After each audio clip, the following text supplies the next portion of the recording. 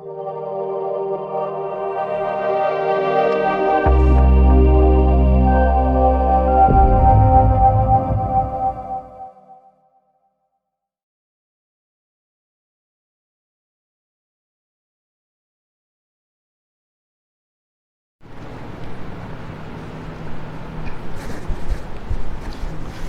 Students, कैसे हैं आप सभी। हमने पिछले वीडियो में जो 12.2 एक्सरसाइज थी उसके 3 क्वेश्चन है वो कंप्लीट कर लिए थे। आज हम इस वीडियो में 12.3 एक्सरसाइज के नेक्स्ट क्वेश्चन हैं उनको हल करने वाले हैं। तो पीछे के वीडियो में हमने देखा कि हमारे पास में एक चतुर्भुज दिया हुआ था, उस चतुर्भुज में हम विकर्ण मिला के त्रिभुज तैयार करते थे, फिर हीरोन वाला फॉर्मूला लगाते थे। आज भी कुछ ऐसा ही हम करने वाले हैं। क्वेश्चन नंबर 4 में देखिए आपको क्या दिया हुआ है, एक त्रिभुज और एक समांतर चतुर्भुज आपको दिया हुआ है और इनका एक ही आधार है और क्षेत्रफल भी एक ही है। एक त्रिभुज और एक समांतर चतुर्भुज, इनका आधार क्या है, एक ही, और क्षेत्रफल भी क्या है, एक ही समान है। यदि त्रिभुज की भुजाएं कितने सेमी की है, 26, 28 और 30 सेमी की है, तो सबसे पहले हम क्या करेंगे, इस त्रिभुज का क्षेत्रफल फाइंड करेंगे। ठीक है, तो त्रिभुज में लिख लेते हैं हम, ए किसको मान लेते हैं 26 सेमी को, बी किसको 28 को, और सी हम मान लेते हैं 30 सेमी को। हमें भी इसने बताया कि एक त्रिभुज है और एक समांतर चतुर्भुज है। तो पहले हम त्रिभुज का क्षेत्रफल याद कर रहे हैं। ये दोनों कह रहे थे कि जो इसका क्षेत्रफल है त्रिभुज का और समांतर चतुर्भुज का ए समान है, तो हम क्या करेंगे, पहले त्रिभुज का क्षेत्रफल निकालेंगे, फिर वही क्षेत्रफल किसके बराबर में रख देंगे, समांतर चतुर्भुज के। तो यहाँ से हम s का मान निकालेंगे। स्टूडेंट्स आपको पता है कि s का मान क्या होता है, a प्लस बी प्लस सी बटा 2, 26 प्लस 28 प्लस 30 बटा 2। जोड़ेंगे हम 26 और 28, 54, 54 और 30 84, 84 बटा 2 यानी कि 42। ये s का मान आ जाएगा। अब हम हीरोन वाला फॉर्मूला लगाएंगे। तो हीरोन का सूत्र आप सभी जानते ही हैं, क्या होता है हीरोन का सूत्र, under S, S minus A, S minus B, S minus C. लगा देते हैं यहाँ पे s यानी 42, 42 माइनस ए यानी कि 42 माइनस 26, 42 माइनस बी यानी कि 42 माइनस 28 और 42 माइनस सी यानी कि 42 माइनस 30। हमने s, ये s का s 42 रखा और फिर उसमें से a b c तीनों घटा लिए। अब आपको ये घटाने आते ही हैं। 42 में से 26 जाएगा, जब 28 जाता है तो 14 बचता है यानी कि 16 बच जाएगा। 42 में से जब हम 26 घटाते हैं तो 16 बचता है। ये तो 42 में से 28 जाने पे 14 बचता ही है, और ये 42 में से 30 जाएगा तो 12 बचेगा। एक तो ऑप्शन है आपके पास, इन सभी का गुणनखंड कर दो, 42 का, 16 का, 14 का, 12 का।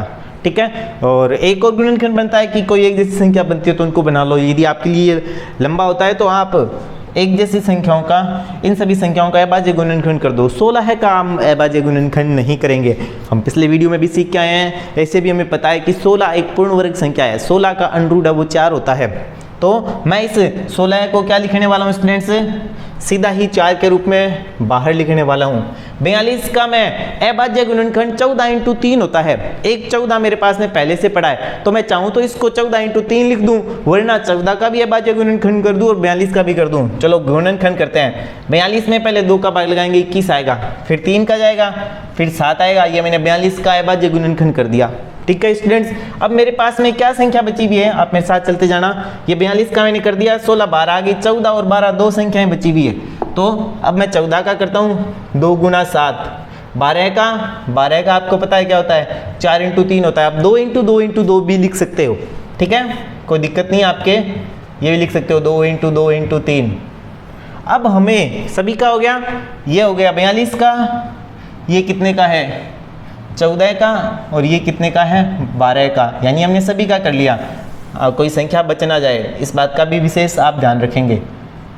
अब जो एक जैसी संख्याएं जोड़े में बन रही है ना, उनको आप सर्च कीजिए। इनका एक जोड़ा बन गया, फिर 2 गुना 2, ये तो एक जोड़ा है ही। ये 3 गुना 3 का एक जोड़ा रहा। ठीक है, ये रहा 3 गुना 3 का एक जोड़ा, और ऐसे ही 7 गुना 7 का एक जोड़ा, यानी सारी संख्याएं बाहर आ जाएगी। 4 पहले से बार था, एक 2 और एक 2, 2 2 के 2 जोड़े हैं तो 2 बार आएंगे, 3 का 1 जोड़ा है और 7 का 1 जोड़ा है, इन सभी का गुणा कर लेंगे हम। 2 का 3 से गुणा, 4 का 2 से करेंगे 8, 2 का 3 से करेंगे 6 गुणा 7। अब 6 इंटू 7 कितने होते हैं 42, 42 इंटू 8 गुणा कर लेंगे हम। 8 को 2 से 16, 32 और 1 33 cm स्क्वायर, मीटर था मीटर स्क्वायर। ये लो हमारे पास में इस त्रिभुज का क्षेत्रफल आ गया 336 मीटर स्क्वायर। कौन से त्रिभुज का? ऐसा त्रिभुज जिसका कि आधार एक समांतर चतुर्भुज के आधार के बराबर है, जिसका क्षेत्रफल समांतर चतुर्भुज के क्षेत्रफल के बराबर है। ठीक है, तो हमें एक बात पता चल गई कि त्रिभुज का क्षेत्रफल इतना है तो समांतर चतुर्भुज का क्षेत्रफल भी क्या होगा? बराबर होगा। तो ये बात मैं लिख रहा हूं, प्रश्नानुसार समांतर चतुर्भुज का क्षेत्रफल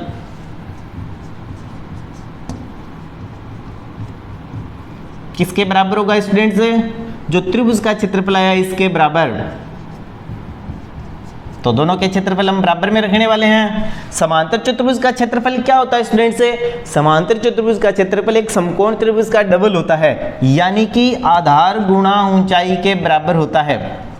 तो ये मैंने समांतर चतुर्भुज का क्षेत्रफल लगा दिया, जो कि आप 8वीं क्लास में भी पढ़ के आए हो कि समांतर चतुर्भुज का क्षेत्रफल होता है उसके आधार और ऊंचाई के गुणा के बराबर। और बराबर में त्रिभुज का क्षेत्रफल हम पहले से पढ़ के आए हैं, यानी हमने निकाला है थोड़ी देर पहले, 336 होता है।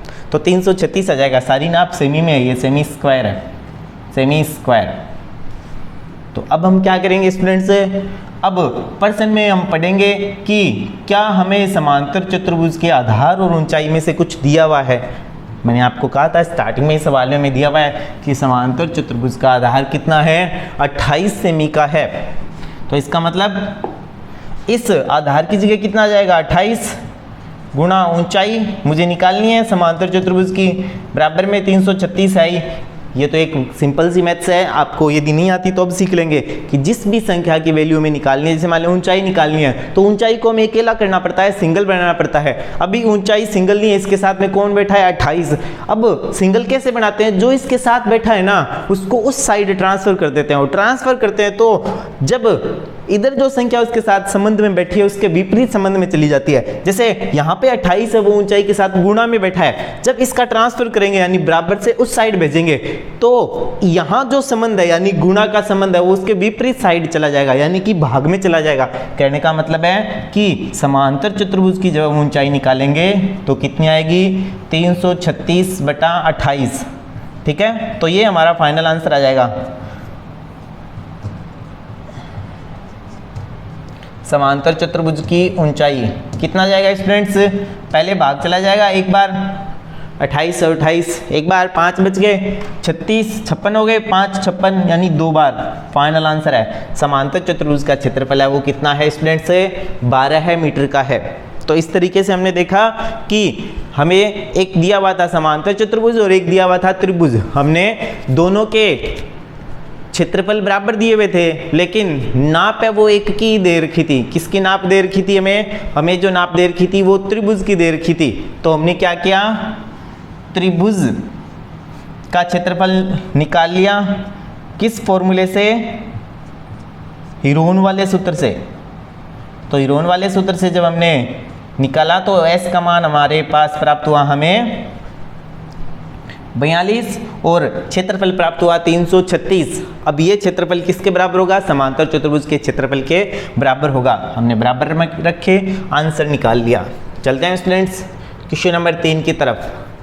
क्वेश्चन नंबर 3 क्या कह रहा है? क्वेश्चन नंबर 5 की तरफ। 5 क्या कह रहा है? एक समचतुर्भुजाकार खेत के आकार का समांतर चतुर्भुज क्या होता है? जिसके आमने सामने की भुजाएं बराबर हो। और समचतुर्भुज क्या होता है? जिसकी चारों ही भुजाएं बराबर हो। वर्ग में भी चारों ही भुजाएं बराबर होती है, लेकिन समचतुर्भुज के विकर्ण होते हैं वो अलग अलग नाप के होते हैं और वर्ग में एक समान नाप के होते हैं। तो यहाँ यदि हम बात करें समचतुर्भुज की तो ये कह रहा है समचतुर्भुजाकार खेत में 18 गायों को चराने के लिए घास है। घास जो उगी भी है, एक समचतुर्भुजाकार खेत है उसमें 18 गायें चर सकती है, एक साथ 18 गायें चर सकती है। ठीक है। प्रश्न क्या बनेगा, यदि इस समचतुर्भुज की प्रत्येक भुजा वो कितने मीटर की है, 30 मीटर की है, और सबसे बड़ा विकर्ण, क्योंकि समचतुर्भुज के 2 विकर्ण होते हैं और दोनों ही अलग अलग नाप के होते हैं, बड़ा विकर्ण है वो हमें दे रखा है कितना, 48 मीटर का दे रखा है। सबसे पहले हम यहीं तक प्रश्न को पढ़ के इसका चित्र बनाते हैं। जब भी हम समचतुर्भुज का चित्र बनाएंगे तो लगभग ऐसी एक आकृति बनाएंगे। ये मैंने एक समचतुर्भुज बना दिया, मान लीजिए इस समचतुर्भुज का नाम है ABCD। समचतुर्भुज में क्या होता है स्टूडेंट्स, सभी भुजाएं बराबर होती है।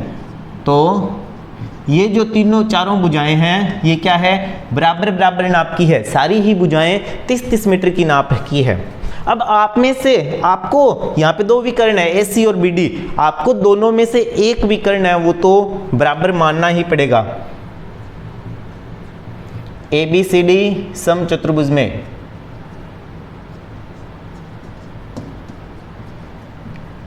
चारों भुजाएं कैसी है, बराबर है। AB बराबर BC बराबर CD बराबर AD, कितनी नाप की, 30 मीटर की। हमने मान लिया कि ये जो BD विकर्ण है ना, ये इसका बड़ा विकर्ण है। हमें दे रखा था कि बड़ा विकर्ण, 2 विकर्ण होते हैं, दोनों अलग अलग नाप के होते हैं, एक छोटा होता है एक बड़ा होता है। मैंने ये मान लिया कि इसका विकर्ण है वो बड़ा विकर्ण है, वो BD है। माना समचतुर्भुज ABCD का बड़ा विकर्ण कौन सा है, BD है। अतः B व D को मिला दिया, और जैसे ही मैंने B व D को मिलाया तो मुझे क्या प्राप्त हो गया स्टूडेंट्स, 2 त्रिभुज प्राप्त हो गए। इस विकर्ण की जो हमें लंबाई दे रखी है वो 48 मीटर की दे रखी है। इसका मतलब हुआ कि 2 त्रिभुज दोनों के हिरोन के सूत्र से ज्ञात करे गए क्षेत्रफल हम। और यहाँ पे एक ध्यान देने वाली बात है, दोनों ही आपस में बराबर हैं। ये 30 ये 30 ये 48, ये 30 ये 30 48, यानी कि दोनों ही त्रिभुज आपस में बराबर हैं। जैसे ही हमने इसको मिलाया तो हमें क्या प्राप्त होगा, 2 त्रिभुज प्राप्त होंगे। तो इन दोनों त्रिभुजों के नाम कैसे प्राप्त होंगे, एक का नाम होगा त्रिभुज ABD और एक का नाम होगा त्रिभुज BCD, ठीक है। तो क्षेत्रफल ABD बराबर क्षेत्रफल BCD, दोनों त्रिभुजों के क्षेत्रफल है। आप यहाँ पे त्रिभुज भी लिख सकते हो चाहो तो। क्षेत्रफल ABD किसके बराबर होगा, क्षेत्रफल त्रिभुज BCD के बराबर होगा। तो मैंने दोनों के नाप लिख दिए। अब हमें क्या करना है, दोनों त्रिभुजों का क्षेत्रफल निकालना है। तो मैं किसी एक का निकाल लेता हूँ, ABD का, फिर 2 से गुणा कर देंगे। तो त्रिभुज ABD में चलते हैं। स्मॉल a मैं मान लेता हूं कि दोनों भुजाएं बराबर की नाप की है। A को मैं 30 तो B को भी 30 और C को 48 कहूँगा, क्योंकि ABC 3 अलग अलग भुजाएं हैं। अब हम क्या निकालेंगे स्टूडेंट्स, S का मान निकालेंगे। A plus B plus C बटा 2, 30 प्लस 30 प्लस 48 बटा 2, 60 प्लस 48 बटा 2, यानी कि 108 हो गए 60 और 48 जोड़ने पर बटा 2। कहने का मतलब है कि S का मान मेरे पास प्राप्त हो जाएगा 54। ये मुझे S का मान प्राप्त हो गया। तो यहाँ से मैं हीरोन वाला सूत्र लगा सकता हूँ स्टूडेंट्स। तो हीरोन का सूत्र लगा रहा हूं मैं। हीरोन का सूत्र में क्या कहता है कि त्रिभुज का क्षेत्रफल है वो क्या होता है, √S S minus A S minus B S minus C के बराबर होता है। तो ये लगा देते हैं हम। √S S का मान कितना है 54 54, S minus A 54 minus A कितना है 30, 54 माइनस B यानी कि 54 माइनस B भी कितना है 30, 54 माइनस C यानी कि 48। ये लीजिए S minus A S minus B S minus C लगा दिया मैंने। और जैसे ही ये लगाया आंसर आ ही जाएगा। देखिए 54 का 54 के गुणा में कितना चला जाएगा 24, 54 में से 30 घटाने पर 54 में से 30 घटाएंगे 24 और ये घटाएंगे कितना आएगा 6, 54 में से 48 घटाने पर। अब अब यदि आप में बुद्धि है, थोड़ी बहुत है, पूरी उम्मीद है मुझे कि आप ज़रूर सीख रहे होंगे मेरे द्वारा जो ये पढ़ाया जा रहा है कि अंडरवुड के अंदर दो एक जैसी संख्याओं को ढूंढना है, आप इसको समझ गए होंगे कि ये दोनों एक जैसी संख्याएं आ गई, इसका मतलब इसका हमें गुणनखंड नहीं करना है स्टूडेंट्स, ये 24 का 24 ही रखना है। तो फिर गुणनखंड किसका करना है? 54 का। कितना करूंगा मैं? 54 का आपको पता ही है 9 गुणा 6 होता है, 6 का नहीं करूंगा, ठीक है। अब जानबूझ के मैं नहीं कर रहा क्योंकि बहुत सारे सवालों मैंने सभी के गुणनखंड कराए हैं, तो कई सवाल ऐसे भी होने चाहिए कि आपकी बुद्धि के स्तर को बढ़ाएं कि हमें पता है कि 54 को 9 गुणा 6 लिखेंगे, इधर 6 एक एक्स्ट्रा में बैठा है तो उसका जोड़ा बन जाएगा, इसका मतलब ये सारे आपस में स्वतंत्र हो गए, अंडरवुड से बाहर आ जाएंगे क्योंकि 9 का पूरा अंडरवुड होता है, कितना होता है 3, 6 2 1 6 1 जैसे थे, इसलिए 6 बन के बाहर आ जाएंगे। हमें जो आंसर प्राप्त हुआ वो कितना प्राप्त हुआ? 24 गुणा 18 है। अब 24 को 18 से गुणा करना है, हमें एक त्रिभुज का क्षेत्रफल प्राप्त हो जाएगा। तो 24 को 18 से गुणा करने पे कितना आता है स्टूडेंट्स? कर लेते हैं हम, 18 × 4 72 होते हैं, 7 कैरी आ जाएगा, 18 × 2 36 होते हैं, 36 और 7 जुड़ जाएंगे, 43 432 मीटर स्क्वायर एक त्रिभुज का क्षेत्रफल प्राप्त हो गया स्टूडेंट्स मेरे पास। मुझे किसी भी एक त्रिभुज का क्षेत्रफल है वो प्राप्त हो चुका है। अब यदि मैं दूसरे त्रिभुज का क्षेत्रफल निकालूंगा, मैं इस साइड लिख रहा हूं स्टूडेंट्स, तो कितना होगा स्टूडेंट्स? क्षेत्रफल ऑफ, ये तो था ABD, तो कौन सा क्षेत्रफल बच रहा था हमारे पास में? एक ABD था और एक BCD था, तो ये BCD का क्षेत्रफल कितना होगा? इसके बराबर ही होगा, यानी कि 432 मीटर स्क्वायर। तो फिर समचतुर्भुजाकार खेत का क्षेत्रफल कितना हो जाएगा स्टूडेंट्स?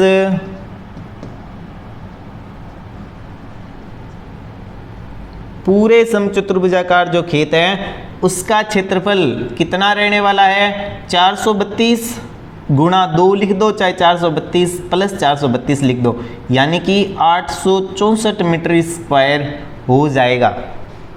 अब तक हमने इसका क्षेत्रफल निकाल लिया, आगे हम देखते हैं। अभी हमने पूरे खेत का क्षेत्रफल निकाल लिया कि इसके खेत का इतना है, फिर आगे क्या करें? प्रत्येक गाय को चरने के लिए इसके खेत में कितना क्षेत्रफल प्राप्त होगा, और गायें कितनी है? 18, प्रत्येक का पता करना है।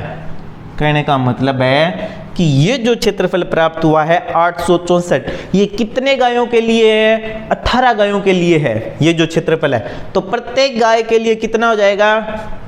ये जो क्षेत्रफल है 18 गायों के चरने के लिए है।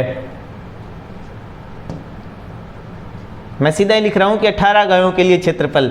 आप क्या लिखोगे? 18 गायों को चरने के लिए उपलब्ध क्षेत्रफल कितना है? 864 मीटर स्क्वायर। तो एक गाय को चरने के लिए कितना होगा? भाग लगाएंगे क्या हम?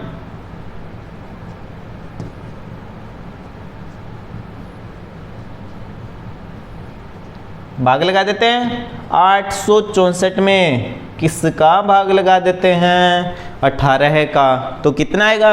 18 में जब हम भाग लगाएंगे पहले 4 बार जाएगा, 72 हो जाएगा। बचेगा कितना हमारे पास में? हमारे पास बच जाएगा 14, 144 हो गए, और 18 गुणा 8 होते हैं वो 144 होते हैं, यानी कि प्रत्येक गाय के चरने के लिए 48 मीटर स्क्वायर का क्षेत्रफल है। किसी को भाग नहीं आया समझ में तो मैं इधर भाग दे रहा हूँ। पहले कितनी बार गया स्टूडेंट्स? 4 बार, 72 हो गए। कितने बच गए? 14 बच गए। 4 उतार लिया, 44। 18 को जब हम 8 से गुणा करते हैं तो कितना आता है स्टूडेंट्स?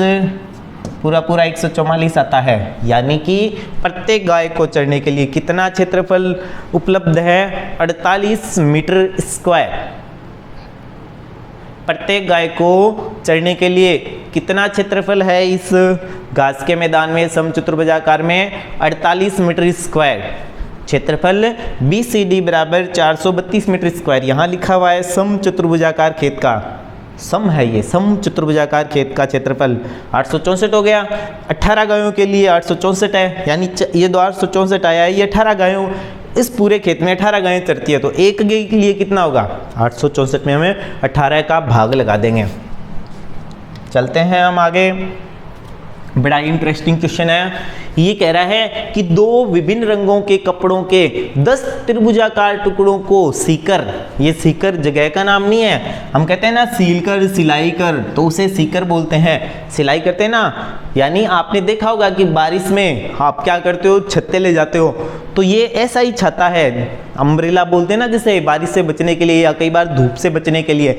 लेकिन ये जो अम्ब्रेला है या छाता है ना, ये डिजाइन का है, इसमें जो पट्टियां लगी है ना वो दो अलग अलग रंग की लगी हुई है, पड़ोसी पट्टी अलग रंग की है और उससे आगे वाली पट्टी अलग रंग की है।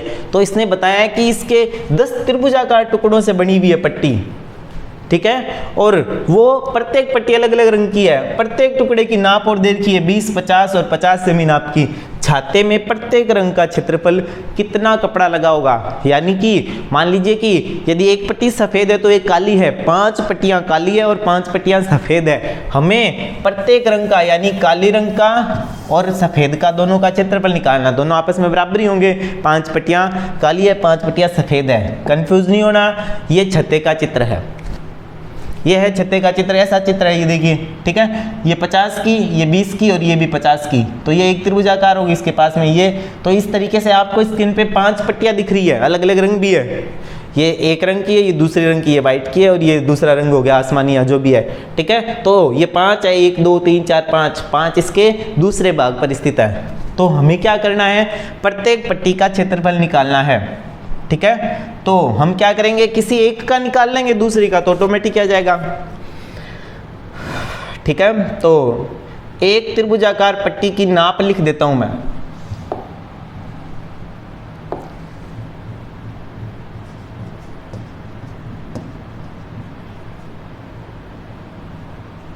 एक त्रिभुजाकार टुकड़े की नाप कितनी है स्टूडेंट्स? स्मॉल ए 20 सेमी, स्मॉल बी 50 सेमी, स्मॉल सी 50 सेमी। हमें क्या निकालना है, एस का मान निकालना है। एस आपको बताइए क्या होता है स्टूडेंट्स? एस होता है तीनों भुजाओं का योग, यानी कि ए प्लस बी प्लस सी, 20 प्लस 50 प्लस 50, 20 का 50 का और 50 का योग कर देंगे हम। 50 और 50 100 होते हैं, 100 में 20 जोड़ेंगे 120 होते हैं। 120/2 यानी कि 60, ये हमें S का मान प्राप्त हो गया 60। अब हमें इसका क्षेत्रफल निकालना है। हीरोन का सूत्र लगाएंगे हम। हीरोन के त्रिभुज के क्षेत्रफल के सूत्र से,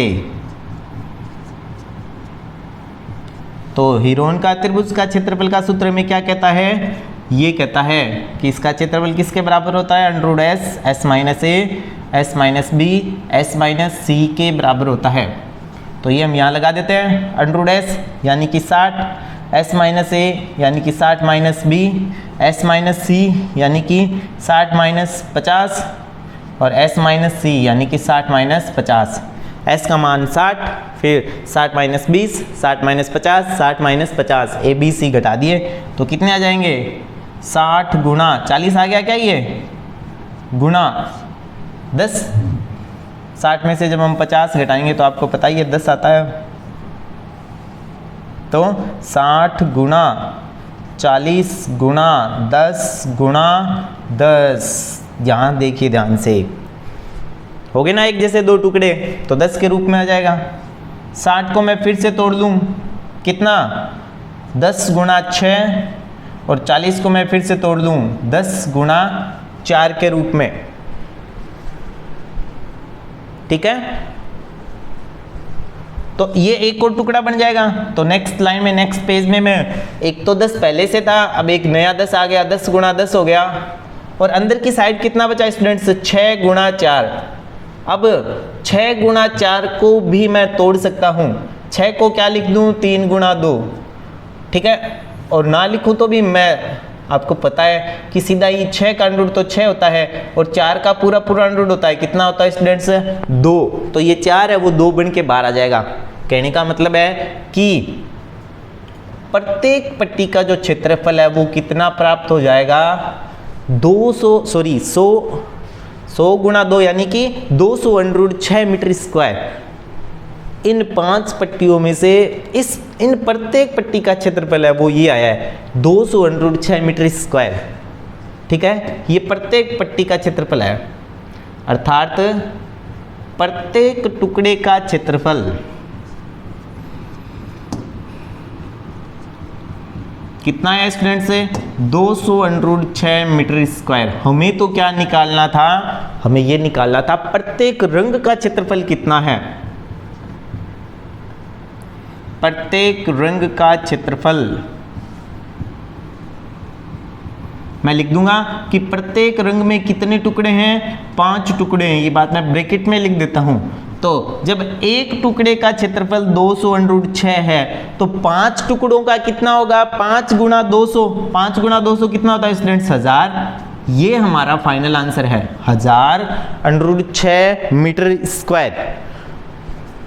ये जो पट्टी लगी हुई है इसमें प्रत्येक पट्टी का क्षेत्रफल है वो स्टूडेंट्स कितना है? 1000√6 मीटर स्क्वायर। तो इस तरीके से हमने ये सवाल ज्ञात कर लिया।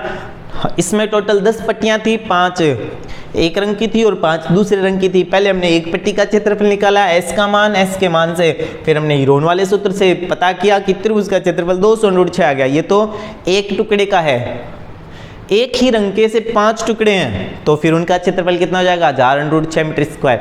यहाँ याद रखिएगा कि यहाँ √6 का मान हम नहीं लिख सकते, यानी लिख भी सकते हो लेकिन इसकी आवश्यकता नहीं है क्योंकि इसको हमें टोटल फाइनल आंसर नहीं पूछा है और आपकी बुक में इसका फाइनल आंसर ये दिया हुआ है 1000√6 मीटर स्क्वायर। चलते हैं हम आगे। क्वेश्चन नंबर 7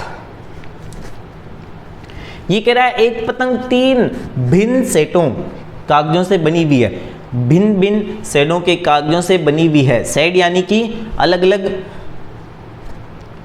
जो छायाकार भाग होते हैं, अलग अलग भाग, उन्हें सेड कहते हैं, कि कागजों से बनी हुई है। इन्हें आकृति 12.17 में आकृति दिखाऊंगा मैं आगे आपको, फर्स्ट, सेकंड और थर्ड से दर्शाया गया है। पतंग का ऊपरी भाग 32 सेमी विकर्ण का एक वर्ग है और निचला भाग है वो 6 सेमी और 8 सेमी भुजाओं का एक समद्विबाहु त्रिभुज है। ज्ञात कीजिए कि प्रत्येक सेड का क्षेत्रफल में कितना कागज प्रयुक्त किया गया है।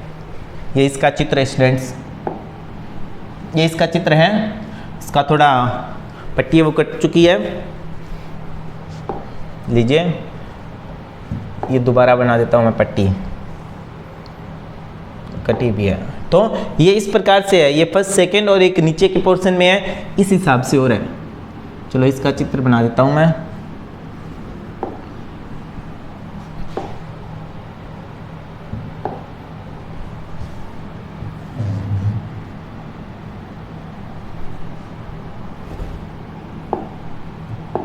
तो ये हिसाब से, इस हिसाब से नीचे मिली हुई है। ऐसी एक और है, ये पतंग में आपने देखा होगा कि नीचे की ओर लगा होता है। तो इसके ये 3 भाग हैं पतंग के, ठीक है। तो ऊपरी भाग है वो 32 सेमी विकर्ण है, वो 32 सेमी जो विकर्ण है उसका एक वर्ग है, और निचला भाग है वो 8 सेमी का है। ये 6 सेमी, ये 6 सेमी और ये 8 सेमी नाप के हैं। तो हमें क्या करना है, इस पूरे भाग का क्षेत्रफल निकालना है। प्रत्येक सेट का कितना क्षेत्रफल प्रयुक्त किया गया, इसके 3 भाग का है इसने, ये पहला भाग, ये सेकंड भाग, ये थर्ड भाग। तो आप ट्राई करना। इस वीडियो में हमने 3 क्वेश्चन को हल किया है। कौन कौन सा? चौथा, 5वां और छठा, 7वां, 8वां और 9वां। ये जो 3 क्वेश्चन है मैं आपको नेक्स्ट वीडियो में हल करवाने वाला हूँ स्टूडेंट्स।